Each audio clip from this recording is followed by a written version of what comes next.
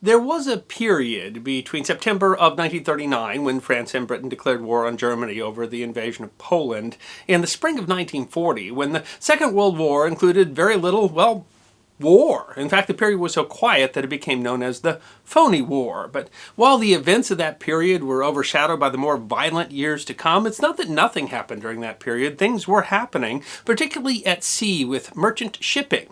Things that deserve to be remembered. On September 4th, 1939, a Brazilian steamer came upon a lifeboat. The boat had come from the 5,000-ton British steamer RMS Clement. According to the men in the lifeboat, the Clement had been sunk the day before by a German warship. The crew had abandoned ship, but the ship's captain and chief engineer had been taken aboard the German vessel. On October 22nd, 1939, Captain J. Edwards of the cargo vessel MV Trevannion was off the coast of southwest Africa en route from Fremantle, Australia to Swansea, England. Lookouts sighted a ship. It was a warship, but it was flying the French tricolour, so the captain was not worried. But the ship ordered him to heave to and make no signals. Sensing that something was wrong, he had the radio man issue a distress call, and at that the ship lowered the French flag and raised a German one.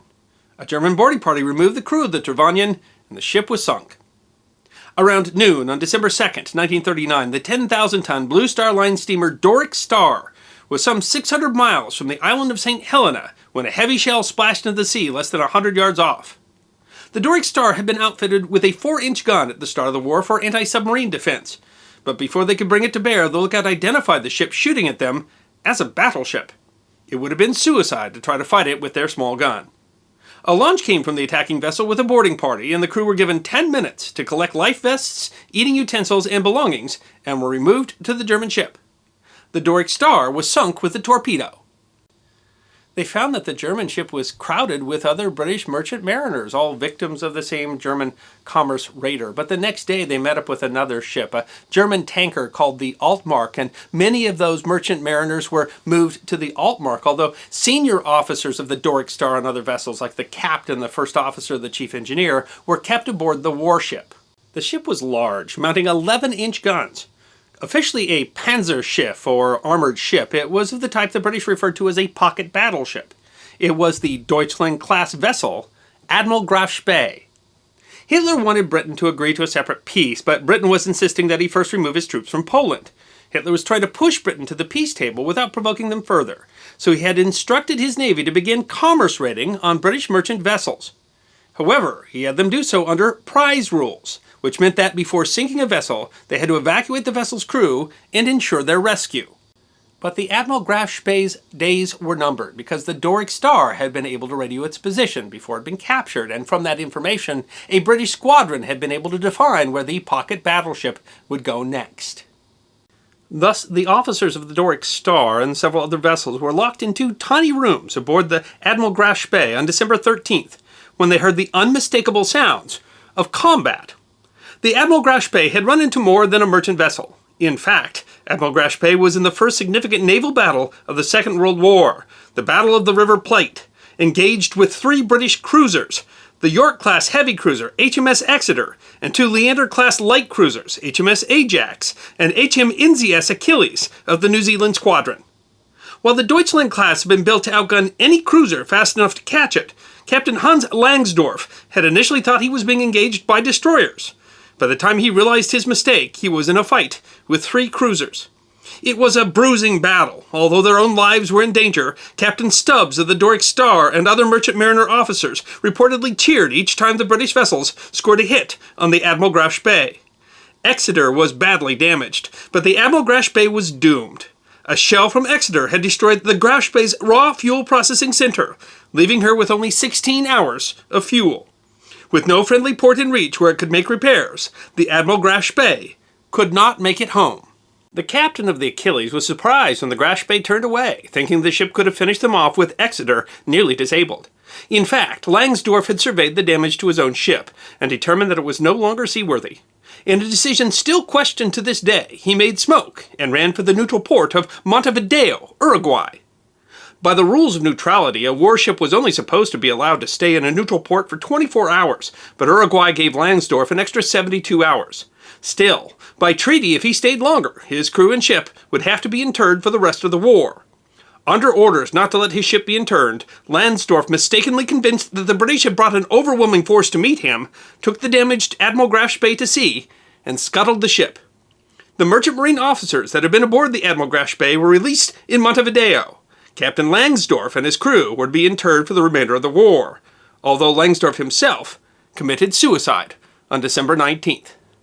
But the ordeal was not over for the rest of the crew of the Doric Star and other British merchant vessels, because nearly 300 British merchant seamen were still aboard the Altmark, which had been the supply vessel for the Admiral Graf Spee. One of those seamen was William Melville Evans, who was the third mate and navigator of the Doric Star. At first, the prisoners thought that the crew of the Altmark would drop them off with a neutral ship, but they didn't, apparently afraid that if they did, the neutral ship would give away their position. One day the prisoners noticed that the crew of the Altmark grew excited. They painted the ship and they made alterations that appeared to be designed to change the ship's profile. The prisoners weren't told, but the Admiral Graf Spee had been sunk, and the Altmark was now on its own. Melville Evans had managed to take a chart from the bridge of the Doric Star before going aboard the Admiral Graf Spee, and while the Germans confiscated all navigational equipment, he managed to keep the chart and an almanac hidden by folding it and stuffing it down his pants. Being mariners, they were able to cleverly use the few tools they had at hand to generally determine longitude and latitude, which they tracked on the chart. For 2.5 months, they wandered the Atlantic Ocean, never getting near land, going first south and then eventually north, past Iceland, and to the coast of neutral Norway. Norway was in a precarious position in the winter of 1939-40. Norway was of strategic importance to both the Allies and the Germans. Germany was very dependent upon iron ore from Sweden, which was shipped from Norwegian ports. Britain wanted to blockade those supplies. The Soviets, at the time aligned with Germany, were attacking Finland, and the Allies would have to cross both Norway and Sweden if they wanted to support Finland. Grand Admiral Erich Raeder of the German Navy saw Norway's shores as the key to controlling the North Atlantic sea lanes and wanted to place U-boat bases there. In short, Norway had many threats to its neutrality, knowing that both Britain and Germany wanted to control Norway and that either may invade under the excuse of preventing the other from invading. The presence of the Altmark was inconvenient, as they knew that it could be used as an excuse by either side to intervene. But the ship, not technically a warship, was allowed to travel through neutral waters. By now, British aircraft had sighted and identified the Altmark, and they knew there were British prisoners aboard. The Royal Navy dispatched a squadron of destroyers to intercept the ship. The crew knew their gambit was risky, with, for example, the prisoners' guards changing from German Navy uniforms to civilian clothes. It's not illegal to carry prisoners of war through a neutral territory's waters, but it does require the permission of the host government, and the crew of the Altmark decided to keep the prisoners a secret because they were afraid that Norway might intern the vessel and its crew. At the prodding of the British, the Norwegian Navy boarded the Altmark 3 different times, searching for prisoners, but every time the German officers of the Altmark told them that they were merely engaged in commerce. In fact, the German sailors would operate the cranes while the Norwegians were aboard so that they wouldn't hear the British prisoners down below, trying to call out to the Norwegians.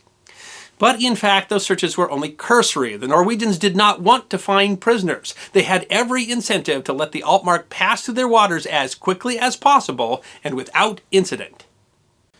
The Norwegian Navy even provided Altmark with 2 Navy escorts, torpedo boats, to ensure the protection of neutral shipping. But the British decided to press the issue. On February 16th, with the Altmark just hours from safe harbor, 3 Royal Navy destroyers cut off the ship. The Altmark decided to move into a small fjord called Jossing Fjord and hoped that Norway would protect them. The commander of the British squadron, Captain Philip Van, conferred with the commanders of the Norwegian escorts, asking permission to join them in a search of Altmark for prisoners. The Norwegians refused and even went so far as to aim their torpedo tubes at the British. But Van was given orders by the First Lord of the Navy, Winston Churchill, to rescue the prisoners, but to limit violence against the Norwegians if possible.